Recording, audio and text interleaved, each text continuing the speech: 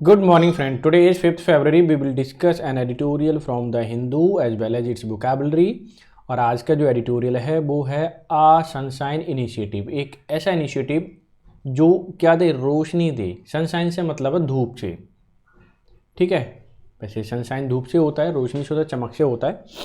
तो जो एक ऐसा इनिशिएटिव जो धूप से संबंधित है क्या, ये पूरा एडिटोरियल जो लिखा हुआ है सोलर सिस्टम वाला जो पैनल मतलब होता है जो हम छत पे लगाते हैं ना, ठीक है, उससे इलेक्ट्रिसिटी प्रोड्यूस करते हैं, उस स्कीम के ऊपर लिखा हुआ है।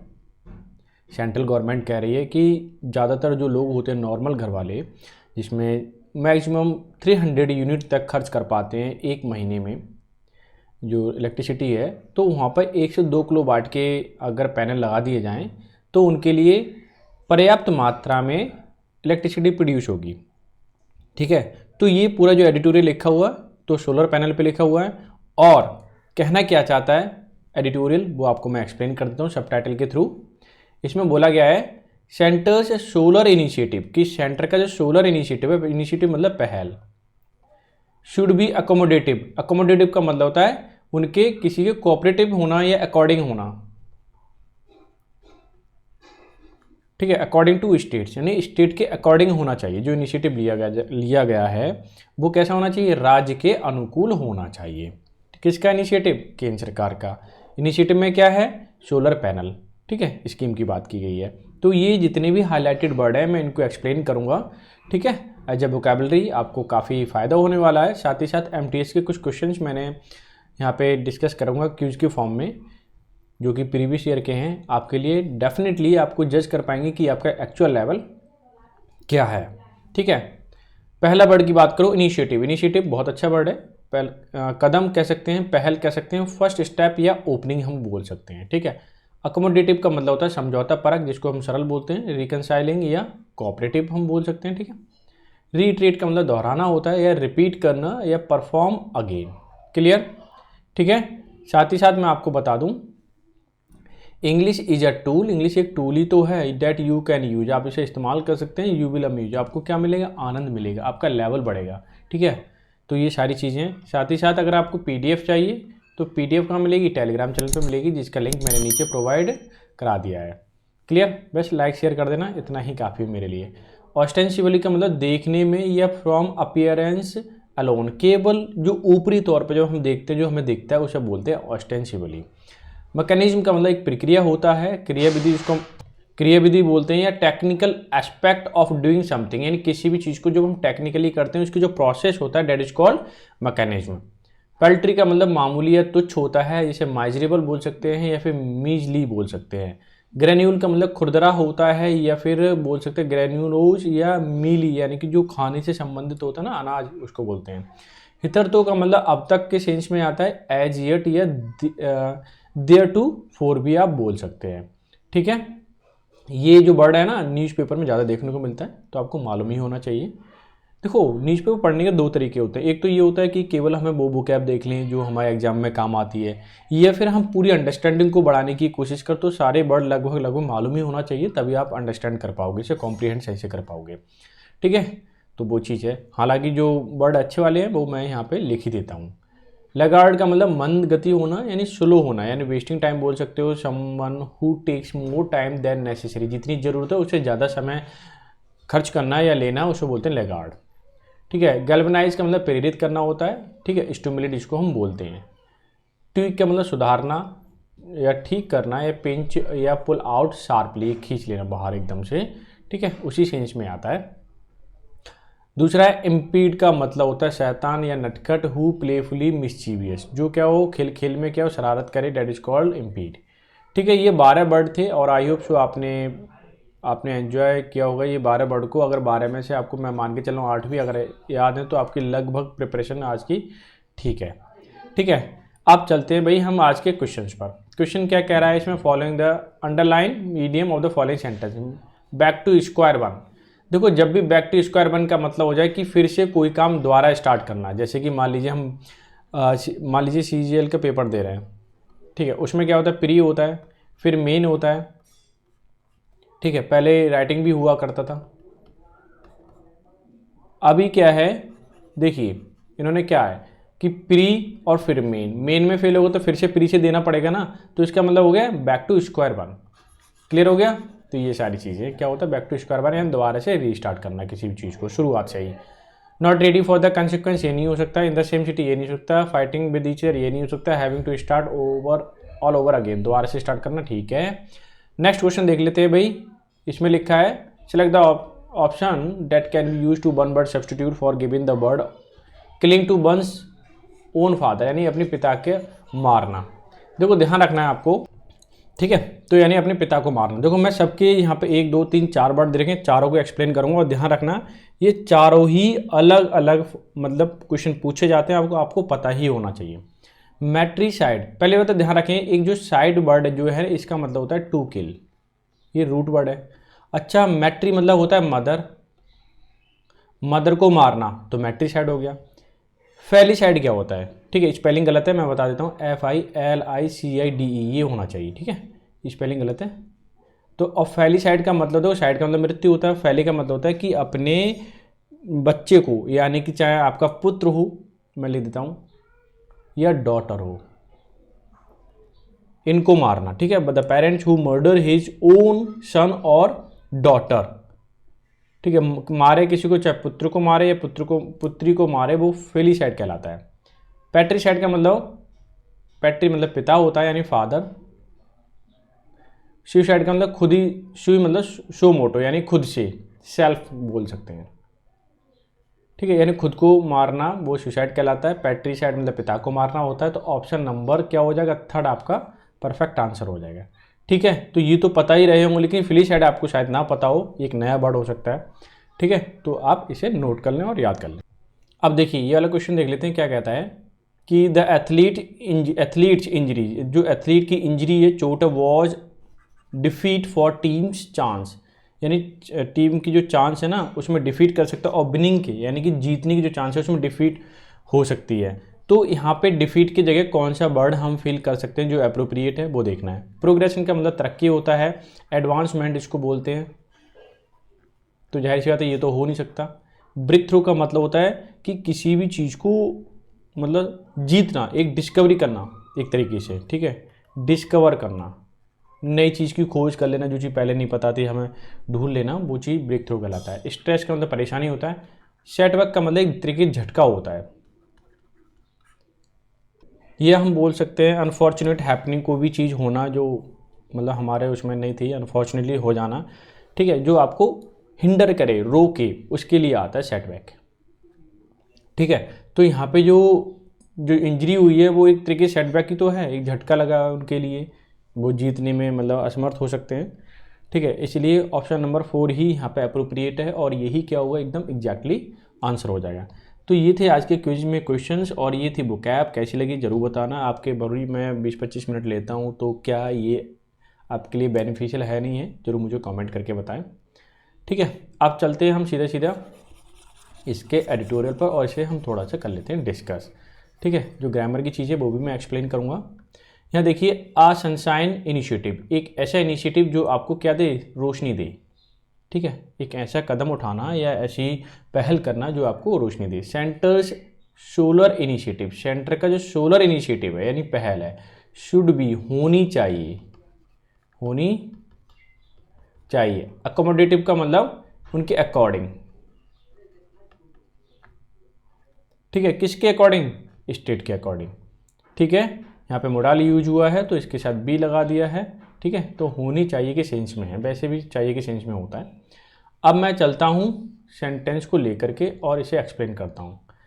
Finance minister Nirmala Sitharaman interim budget day speech, जो इंट्रीम बजट था, ठीक है, डे स्पीच दी उन्होंने। रिट्रीटेड का मतलब दोहराया, पास्ट में बना हुआ टेंस है, ठीक है। किसने दोहराया, फाइनेंस मिनिस्टर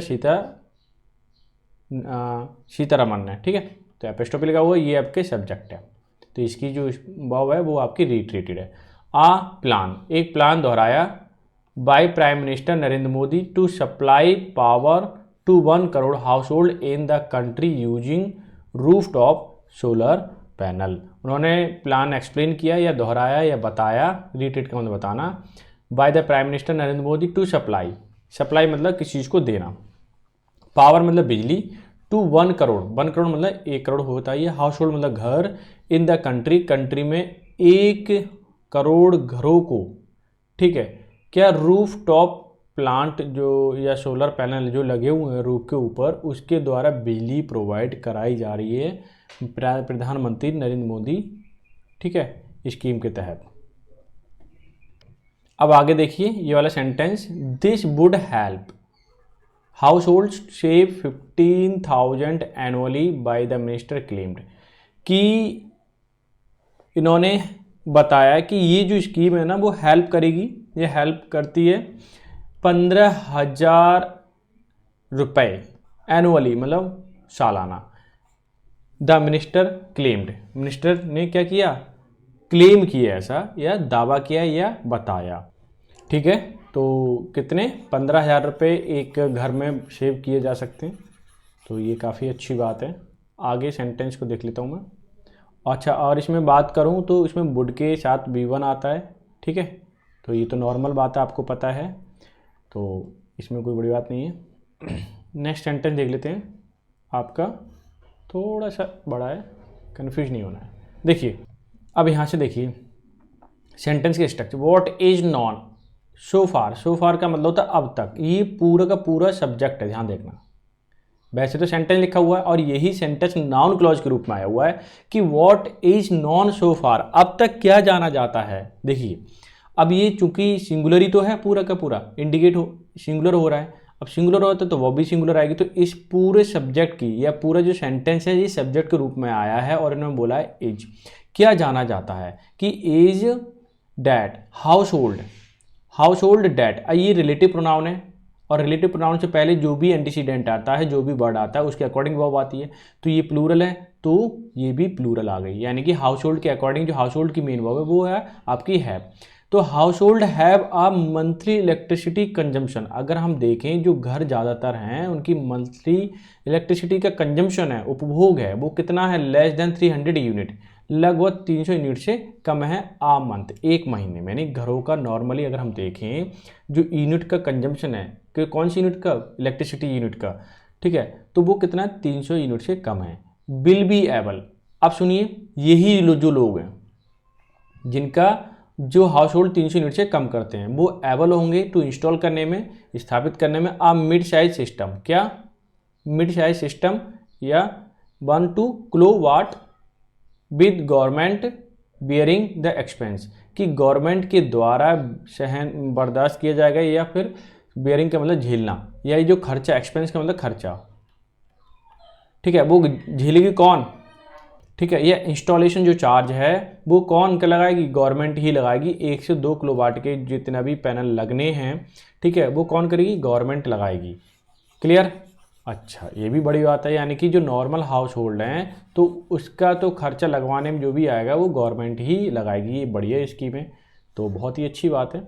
आगे देखिए इससे होना क्या है, this could mean a minimum outlay of 1 lakh crore, इसका मतलब होगा कि मिनिमम आउटले, जो आउटले मतलब यहाँ खर्चे से है कि जितने भी इंस्टॉल किए जाएंगे तो इसका लगभग 1 लाख करोड़ रुपए खर्चा आने वाला है इसको इंस्टॉल करवाने में या फिर लोगों के तक पहुँचाने में, ठीक है, क्योंकि जो 300 यूनिट से कम यूज करते हैं तो वहाँ पे 102 किलोवाट के पैनल लग जाएंगे, तो कोई दिक्कत नहीं है।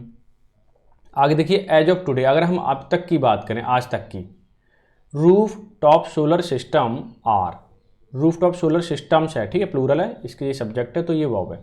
सब्सिडाइज पैसे में बना हुआ है, B3 है, ठीक है। Roof top solar system are subsidise up to 40%, यानी कि अगर अब तक आप खरीदते थे, अब तक सोलर पैनल जब खरीदते थे तो आपको लगभग क्या, यानी 40% की सब्सिडी मिलती थी, अनुदान मिलता था सरकार से। विद द रिमाइंडर, जो बचा हुआ है 60%, हैविंग टू बी बॉर्न, और वो टू बी बॉर्न का मतलब होता है यहाँ पे किसी भी चीज़ को झेलना, यानी कि जो बाकी का खर्चा है वो कौन झेलता था, कंज्यूमर झेलता था जो इंस्टॉल करवा रहा है, ठीक है, पैनल को। क्लियर, अच्छा 40% कौन झेलेगी, गवर्नमेंट, और अब तक बाकी का जो रिमाइंडर है, बाकी का बचा हुआ है हैविंग टू बी बॉर्न, वो झेला जाएगा। ये भी पैसिव का स्ट्रक्चर है, ठीक है, किसके द्वारा, कंज्यूमर के द्वारा। ये भी सेंटेंस, ठीक है, हो गया कंप्लीट। अब हम नेक्स्ट लाइन पे मूव करते हैं। अंडर दिस प्रपोज्ड पॉलिसी, ये जो पॉलिसी है, प्रस्तावित जो पॉलिसी है, ठीक है। अब ये जो है B3 है और हमेशा ध्यान रखना ये पार्टिसिपल के रूप में आया है, पास्ट परफेक्ट पार्टिसिपल के रूप में है, सॉरी पास्ट पार्टिसिपल, क्योंकि परफेक्ट होता तो हैविंग भी लगा होता। तो ये पास्ट पार्टिसिपल के रूप में आया है, यानी कि जो पहले से ही प्रस्तावित है इस फॉर्म में। The subsidy will increase to 60%। Subsidy जो है वो पहले 40 थी, अब इंक्रीज करके 60% कर दी जाएगी। And rest will be finance by the private developer, और बाकी का जो फाइनेंस दी जाएगी, मान लीजिए किसी को नहीं झेल पा रहा है या फिर इतना पैसा नहीं है इंस्टॉल कराने में, तो फाइनेंस डेवलपर जितने भी है who is affiliated to the public sector enterprises connect to the power ministry, जो भी जितने भी संबंधित हैं, who is affiliated to the public sector enterprises, जितने भी पब्लिक सेक्टर एंटरप्राइजेज हैं जो कनेक्टेड हैं किससे, पावर मिनिस्ट्री से, वो क्या करेंगे, फाइनेंस देंगे या फिर लोन के रूप में वो वहाँ पे उनको जो कंज्यूमर है उसको पैसा प्रोवाइड करा देंगे और उसका इंस्टॉलेशन हो जाएगा। क्लियर।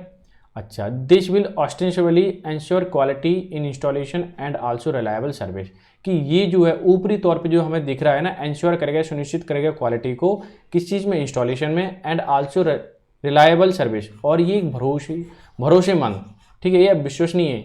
रिलायबल मतलब विश्वसनीय, भरोसेमंद क्या हो जाएगी, सर्विस प्रोवाइड हमें करा पाएंगे। क्लियर। अच्छा, आगे देखिए सेंटेंस क्या बोलता है, देयर इज ए मैकेनिज्म, ये एक प्रक्रिया है, ऑफ नेट मीटरिंग की, वेयर इन, जहाँ पर surplus electricity produce by house holds, कि एक घर जो है वो सरप्लस, जिससे ज़रूरत से ज़्यादा वहाँ बिजली प्रोड्यूस कर सकता है, कैन बी सोल्ड बैक, और वो बेच भी सकता है टू द ग्रिड, यानी कि पावर हाउस जो होते हैं उनको बेच सकता है वो वाली बिजली।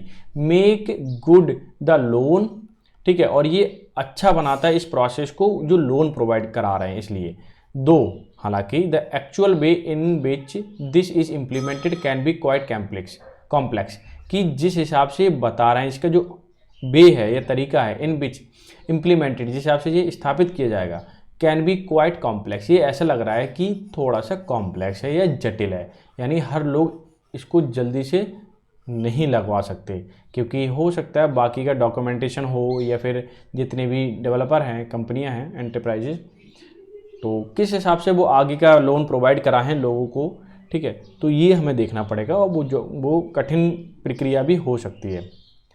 अब monthly consumption of 300 unit is paltry in house where air conditioner and heaters are given. अब देखिए कि मंथली कंजम्पशन, अगर महीने का कंजम्पशन देखें, उपभोग देखें 300 यूनिट्स का, इस पाल्ट्री इन अ हाउस, मतलब बहुत कम घरों में ऐसा होता है कि 300 यूनिट्स पूरा कर लें। वेयर एयर कंडीशनर, जहाँ एयर कंडीशनर लगा है, हीटर्स आर गिवन, जहाँ दिए जाते हैं, ठीक है, तो वहीं पे ही होगा इतना। बट बाई नेशनल स्टैंडर्ड, अगर हम नेशनल लेवल पे देखें, इज अ सिग्निफिकेंट, बड़े पैमाने पर, मीट्रिक ऑफ कंजम्पशन, ठीक है, मीट्रिक ऑफ कंजम्पशन क्या है वो आपको नीचे दे रखा होगा, ठीक है, कितने यानी 100 यूनिट ही होता है, 100 है, 150 है मैक्सिमम, बस 300 का मतलब है कि आपका इनकी जो कोई हीटर चला रहा है, एयर कंडीशन चला रहा है, तो वहाँ जाकर के इतना हो सकता है। अबाउट 80% टू 85%, 20 अगर देखें 80 to 85% of 25 to 30 crore household in India, केवल इंडिया के अंदर 25 से 30 करोड़ लोग ऐसे हैं जो जिसके परसेंटेज वाइज देखें तो 80 से 85% आर यूज बिटवीन 100 यूनिट, क्या, जो लगभग 100 यूनिट या 120 unit of power monthly on an average, तो देखा जाए वो खर्च करते हैं, और बाकी का रेस्ट ऑफ ऑल थोड़ा सा ज़्यादा करते हैं, यानी कि 80 टू 85% ऐसे यूनिट, ऐसे लोग हैं इंडिया के अंदर जो लगभग 100 से लेके 120 यूनिट तक बिजली खर्च कर पाते हैं, ठीक है। देयरफॉर, इसीलिए finding 1 crore house that will be eligible for the plan will not be difficult task, इसलिए ऐसा बोला गया है कि उनको फाइंड करना, उनके यहाँ पे इंस्टॉल करना, ठीक है, सोलर पैनल, ये कोई डिफ़िकल्ट टास्क नहीं है, और वो एलिजिबल वही लोग हैं जो 100 टू 120 यूनिट पर मंथ कंजम कर सकते हैं, ठीक है, या उनका जो कंजम्पशन है या कंज्यूम करते इतना। अच्छा, ये देखिए इन्होंने क्या बोला है, the major difference from earlier solar promotion policy is that is centre, अगर मेजर मतलब बड़े पैमाने पे जो डिफरेंस की बात करें फ्रॉम अर्लियर, मतलब पहले जो प्रमोशन था सोलर पॉलिसी का इज डेट, वो ये है कि central government as oppose to the state power distribution company discom that will pushing for solarisation. इसमें सबसे बड़ा डिफरेंस क्या है पहले की और अब की पॉलिसी में, कि जो state as oppose to the state power distribution, की जो राज्य की डिस्ट्रीब्यूशन बिजली होता है ना, बिजली का डिस्ट्रीब्यूशन, उसका अपोज किया जाएगा, और that will be pushing solarisation, और वहाँ पे केवल सोलर ही बोला जाएगा कि आप राज्य की जो बिजली है उसे इस्तेमाल ना करें, केवल सोलर का ही इस्तेमाल करें। ये भी एक मेजर डिफरेंस है, ठीक है। और सारी चीज़ केंद्र सरकार प्रोवाइड कराएगी, ठीक है। उसका सबसे बड़ा यहाँ पे क्या है योगदान है, ठीक है। ये सेंटेंस आपका ये रहा। इन्होंने क्या बोलने की कोशिश की 2 सेंटेंसेस में, इंडिया डिस्कॉम यानी बिजली वितरण या पावर हाउस जिसको बोल सकते हैं, most of which are heavily loss making, कि ज़्यादातर वो क्या है लॉस मेकिंग में है, यानी कि उनका घाटा ही हो रहा है। Have had little incentive so far in moving high consumption customers to decentralise solution, क्योंकि घाटे में चल रही हैं। अब क्या है सच एज, अब उन्हें डिसेंट्रलाइज करके किस पे किया जाएगा कि रूफ जिनकी कंजम्पशन ज़्यादा हाई कंजम्पशन है उनसे बोला जाएगा कि आप क्या लगाएं रूफ टॉप सोलर पैनल लगवाएं। Given such that discom have the best granule information, ये बेसिक इन्फॉर्मेशन है एक तरीके की उनके लिए, about power supply at the household level पर, by passing them not be able successfully strategy, कि जिनकी पावर कंजम्पशन ज़्यादा है तो उनको ऐसी इन्फॉर्मेशन दी जाए कि उनको पावर किससे प्रोड्यूस करें, आपका सोलर पैनल से प्रोड्यूस करें, ये उनको देना, ये एक बढ़िया स्ट्रेटजी होगी। इससे होगा क्या कि जितने भी डिस्कॉम कंपनियां हैं या फिर स्टेट लेवल पे, तो उनको घाटा नहीं होगा, क्योंकि अभी सब कंपनियां जो हैं वो घाटे में चल रही हैं, नुकसान हो रहा है उन्हें। The centres push to give visibility is a हितरतो लगाड़ प्रोग्राम इज वेलकम, कि जो सेंटर का पुश है या इनिशिएटिव जो लिया है, विजिबिलिटी तो अच्छा दिख रहा है अब तक, मतलब लेकिन सुस्त है, ये सुस्त प्रोग्राम इज वेलकम, कि ये जो प्रोग्राम आया है वो लेट आया लेकिन उसका स्वागत है, आया तो सही। अगर पहले शायद ऐसा स्कीम आ जाती तो ये कंपनियां शायद इतने घाटे में नहीं जाती। आगे देखिए, आफ्टर ऑल आखिरकार, the move towards decarbonise power bill half hearted if it does not involve household, कि आखिरकार जो जितने भी जो मूव लिया गया टूवर्ड डीकार्बनाइज्ड पावर, की पावर जो प्रोड्यूस करते हैं उसमें कार्बन प्रोड्यूस नहीं होगा, बिल बी हाफ हार्टेड, ये कैसा आधे दिल से, if it does not involve house hold, अगर इसमें घरों को शामिल ना किया जाता तो हाफ हार्टेड होता, क्या होता यानी आधे मन से किया हुआ काम होता, क्योंकि अब घरों को जोड़ लिया गया तो जाहिर सी बात है कि कार्बन कम प्रोड्यूस होगा, क्योंकि ये बात COP28 मीटिंग में बोली गई थी कि हम अपने 30 साल तक शायद बिल्कुल नेट जीरो कार्बन एमिशन की बात कही थी वहाँ पे। सो फॉर अब तक only 12 gigawatt out of an intended 40 gigawatt of 2 rooftop solar panel has been installed. अगर अब तक की हम बात करें कि 40 गीगावाट के प्लान था, उसमें से 12 गीगावाट रूफटॉप सोलर पैनल अब तक क्या किए गए इंस्टॉल किए गए हैं।